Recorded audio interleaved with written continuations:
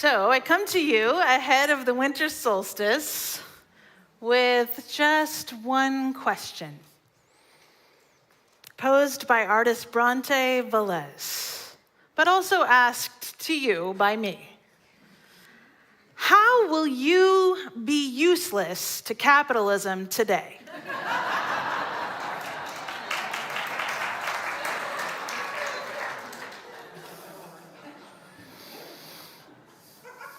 We'll answer this question over the course of this sermon. I want to start by sharing a story from just a few years ago. In 2019, a young developer, it's kind of a capitalist story actually, a young developer in Atlanta wanted to transform a section of Grant Park into a hip center of activity for young adults who were moving into the area. He decided to open a brand new art gallery in the Beacon, I think is what it's called. For the first show, the first big exhibition in the gallery, this developer decided to showcase a popular graffiti artist who had been tagging well-known spots around the city for years. As soon as the article about the new exhibit, about this graffiti artist who was going to get a solo show at a huge new gallery, as soon as it hit the pages of one of Atlanta's art magazines, the emails and phone messages began pouring in to this developer and gallery owner. But they were not the supportive messages he had hoped for. The letters and voicemails were from female artists across Atlanta, all of whom shared their experiences when this graffiti artist had exploited their time or talent, had harassed them or came on to them, or had assaulted or abused them. And it was not one or two women artists in the community, but dozens. So this young gallerist immediately canceled the show, and he found a new curator who would curate a show featuring those artists who had been leaving messages in his inbox. And so the inaugural show at his new gallery would feature female artists exploring themes of healing from sexual violence. This is about the time when I entered the story, as the new curator for this new show was a good friend of mine. So she had invited me to hold listening circles for these artists who had been targeted by the graffiti artist, who, by the way, was no longer living nor working in Atlanta by this point. It was a swift departure. They asked me to stage the gallery space, to create a ritual of exorcising his energy and transforming the vibe in this space so it could be directed towards healing and free expression. On opening night, it was a very large group show, and on opening night, the gallery was absolutely overflowing. It was an incredible night. Not only was the reception tremendous, but the art was selling quickly, all in that first night. And I want to tell you about my favorite piece in this show. This was also the most interactive. In one corner of the gallery, an artist had created a little room within this bigger room. She set up a furry carpet, like one of those really thick, kind of Muppet-feeling 1970s carpets. She had set up beanbags and lovely little floor lamps. And this part of the room was completely covered with all of her stuffed animals from childhood. She invited viewers to enter into her room, and well-dressed Black folks of all ages were just hanging out there, cozy in the beanbags, holding and petting stuffed animals, relaxing and in repose. I loved this piece because amidst the destruction and violence of the world, even the world within this gallery's story, this artist, had established a space for comfort, coziness, connection, all of which are deeply central to healing. Meanwhile, during this same period of time, back in 2018, 2019, another Atlanta-based artist, poet, theologian, and writer named Trisha Hersey was coming into more recognition with her life's work, which is called the Nap Ministry. and Trisha, the Nap Bishop. This is a healing ministry focused on Black women in particular, but open to everyone. And in mid-November of this year, 2024, just a couple of weeks ago, Hersey released her second book. Her first book was a bestseller. Her second book, titled, "We Will Rest!" Exclamation point.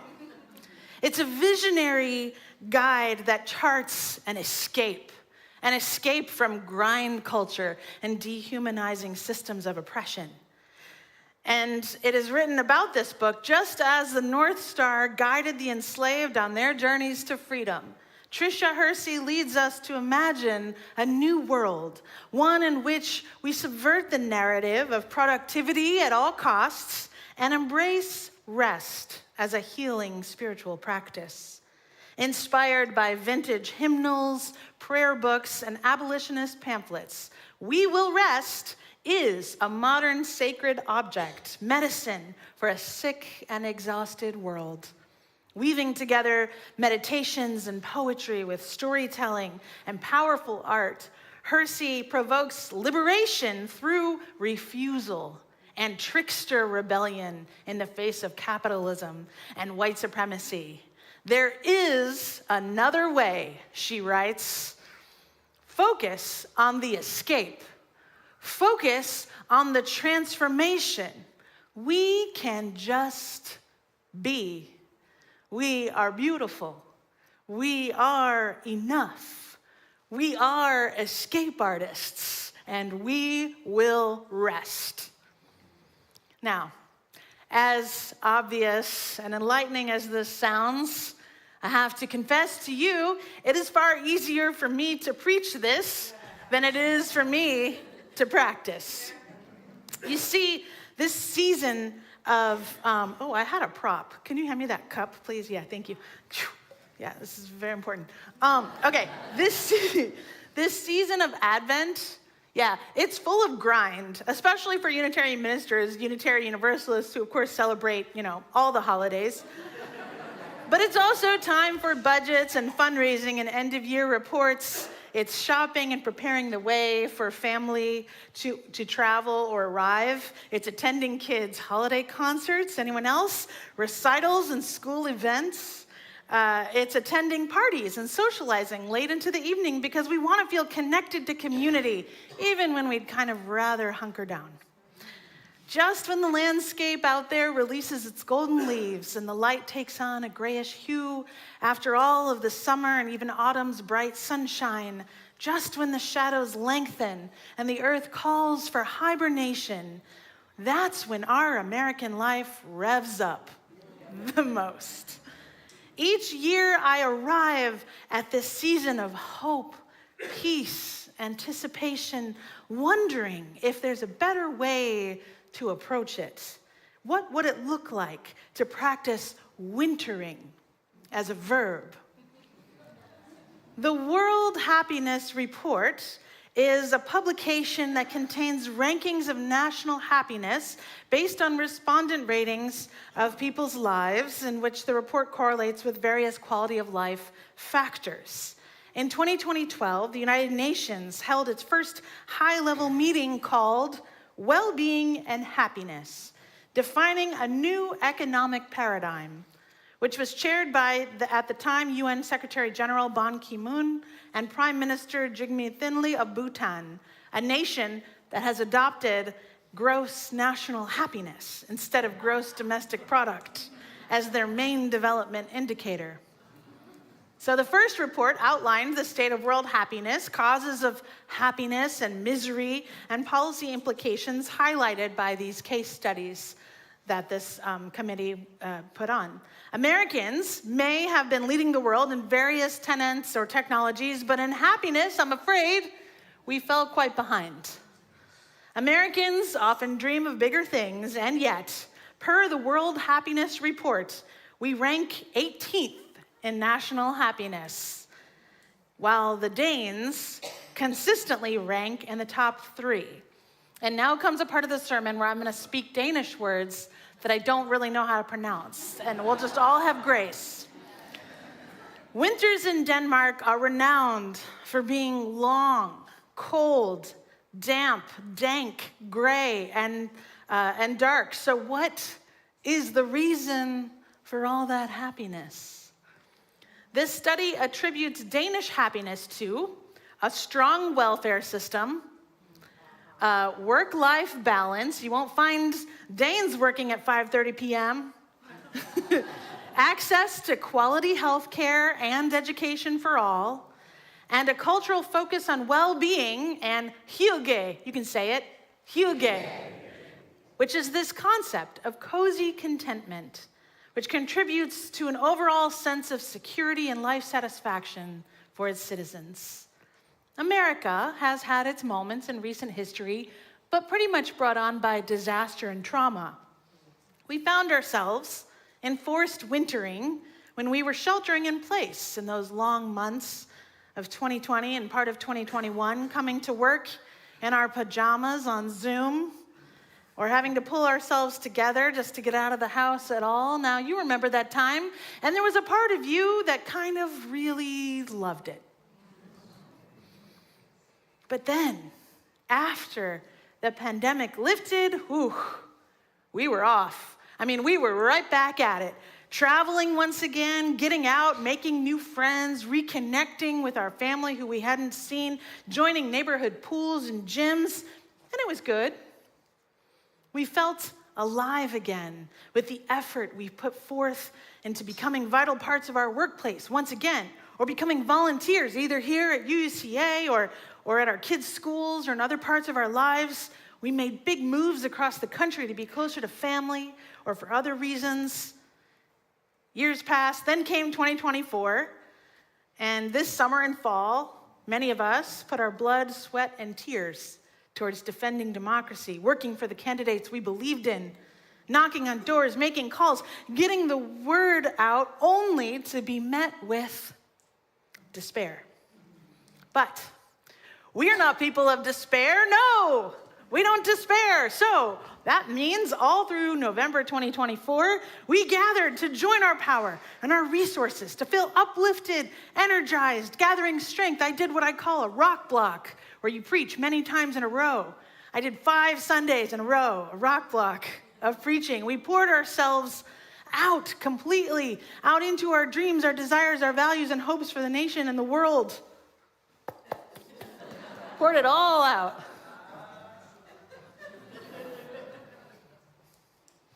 Which just leads me to this question now, in December.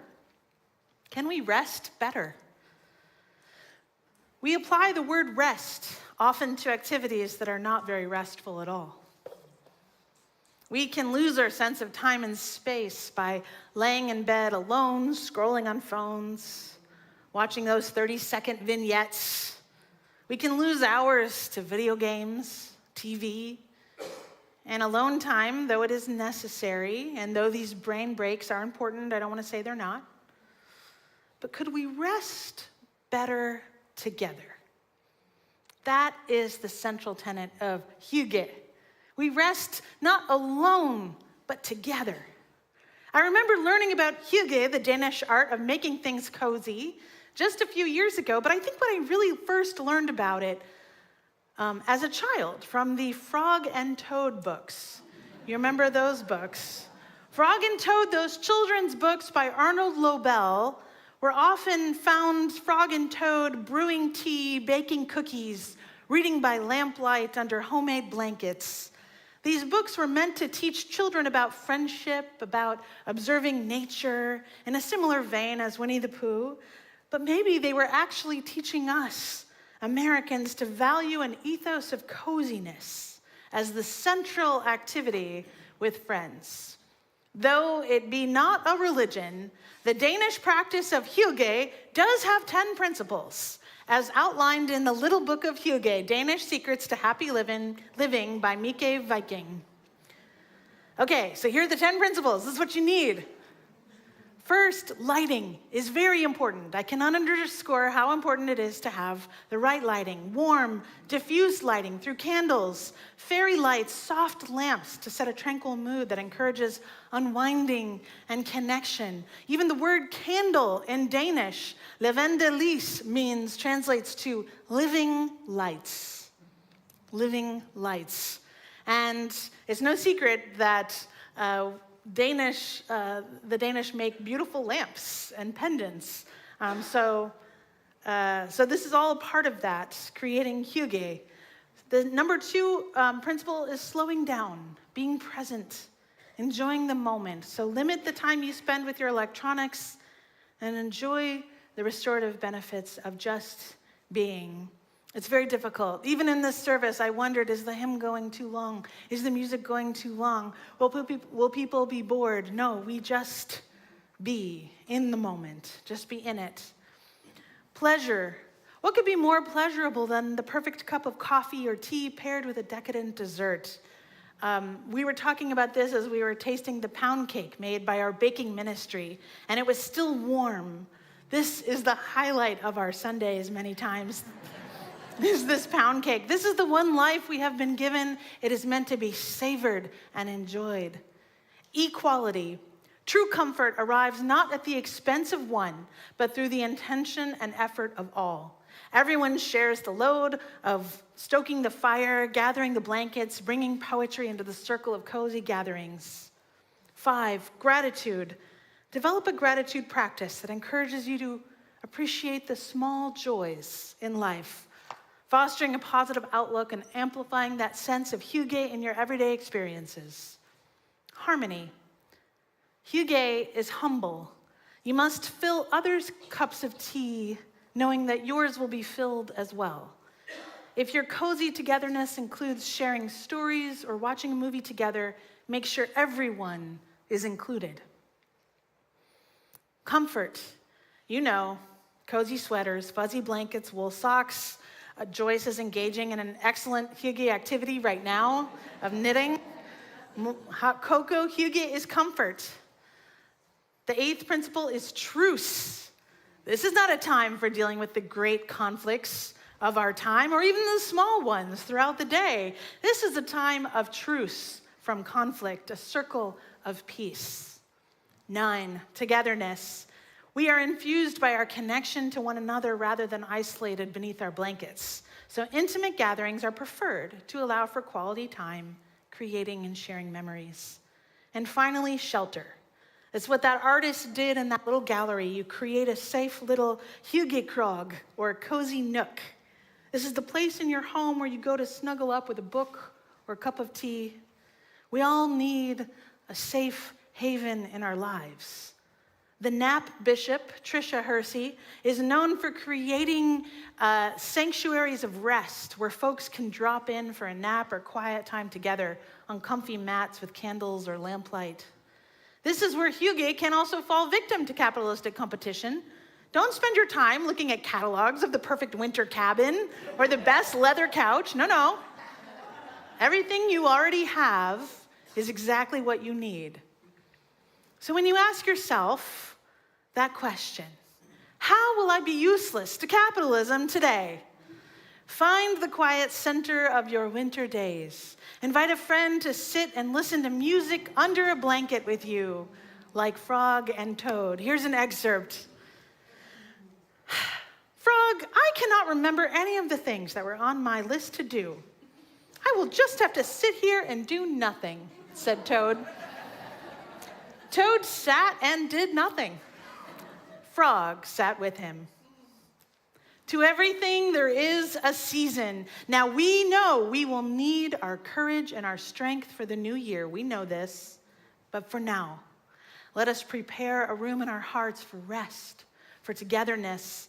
As the poet Mary Oliver proposes, let the soft animal of your body love what it loves and invite others into the harmony we can shape with our own hands, knowing this is the day we have been given. It is our role to rest and be glad in it.